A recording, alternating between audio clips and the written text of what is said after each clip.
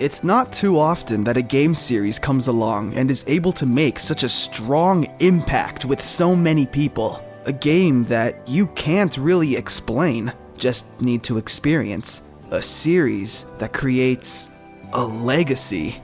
But EarthBound and the entire Mother series has been able to do just that. But what's made all of those games stand out from other amazing RPGs at the time? And the only thing I can truly say is that there's a certain magic to the games. I know that sounds pretty cheesy, but it's honestly true. So let's dive into the world of Mother and see what the heck I'm even trying to talk about. America got its first and only taste of the Mother series through a little gem called EarthBound, which is actually the second game in the Mother trilogy, released on June 5th, 1995 for the Super Nintendo. The story follows a young boy named Ness. One night while he was fast asleep, a meteor crashed into the Earth. Startled by this, Ness decides to investigate the scene with his neighbor Pokey. Once they reach the crash site, they're welcomed by a bee. Of all things. The bee warns Ness of a powerful alien force known as Gygus, who's enveloped the world with hatred and has basically turned everything into an evil and vicious creature. And the only way to stop this evil is to collect the 8 melodies. So Ness, being the good 13-year-old boy that he is, agrees to saving the world. On this epic journey though, he won't be alone. He'll be accompanied with some friends. Paula, a girl with psychic abilities, Jeff, a very eccentric inventor, who you may also notice was an assist trophy from Super Smash Bros., and Pooh. He's a martial artist. I like him.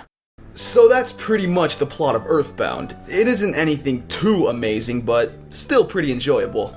The same goes for the actual gameplay. It isn't breaking any new ground, it's traditional turn-based combat, although the acid trip going on in the background is pretty unique. It always kinda creeped me out though. Now here's what really made EarthBound a truly stand-out experience. The entire setting of the game is very modern. There aren't any villages or castles. You don't find treasure chests filled with swords and gold. In the 16-bit era, those were pretty much standards of an RPG. They took place in a mythological world full of sorcery, swordplay, and anime characters. I'm not complaining, just everyone looked like an anime character that would do something like...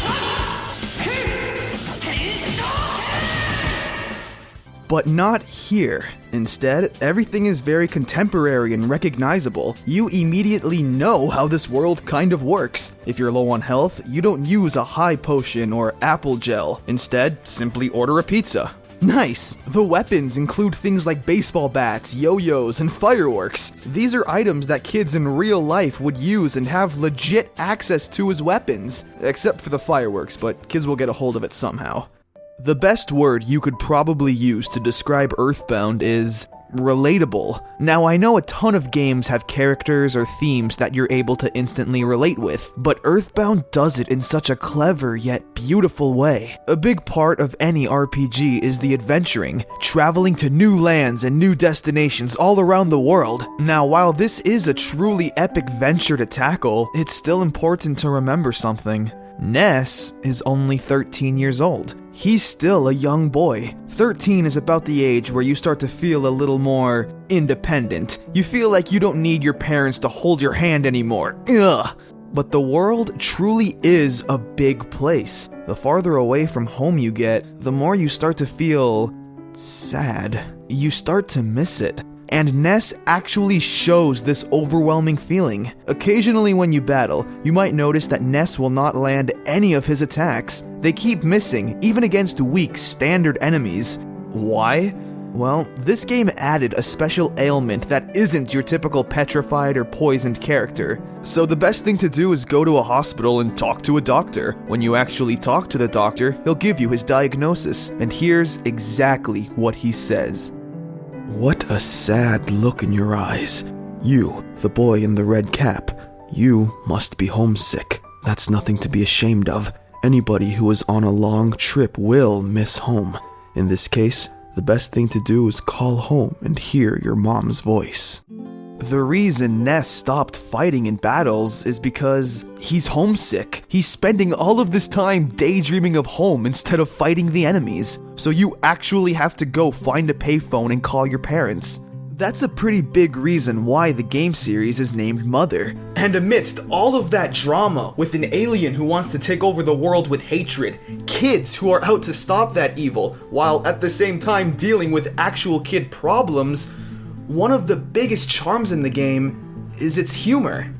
Yeah, EarthBound is notorious for its pop culture and satirical humor, such as the Runaway Five, which was an obvious inspiration from the Blues Brothers, the Yellow Submarine, as well as many, many other Beatles references. And there was also a ton of music from the game that borrowed music from our pop culture.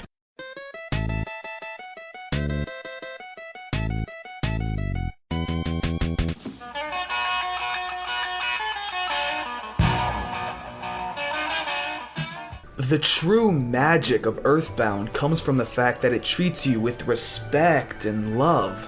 Just because the game does have dark and depressing consequences doesn't mean that everything has to be like that.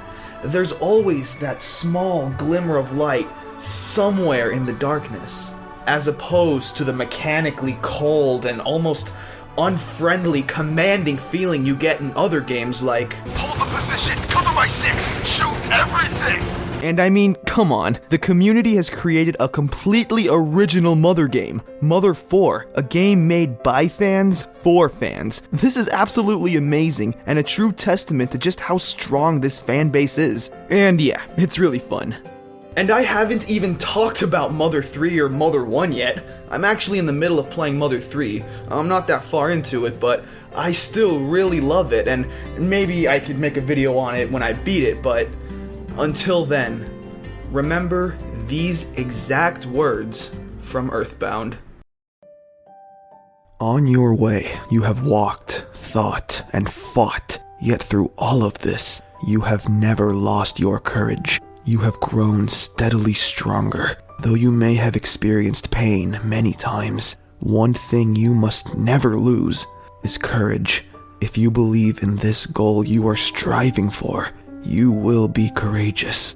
There are many difficult times ahead, but you must keep your sense of humor. Work through the tough situations and enjoy yourself.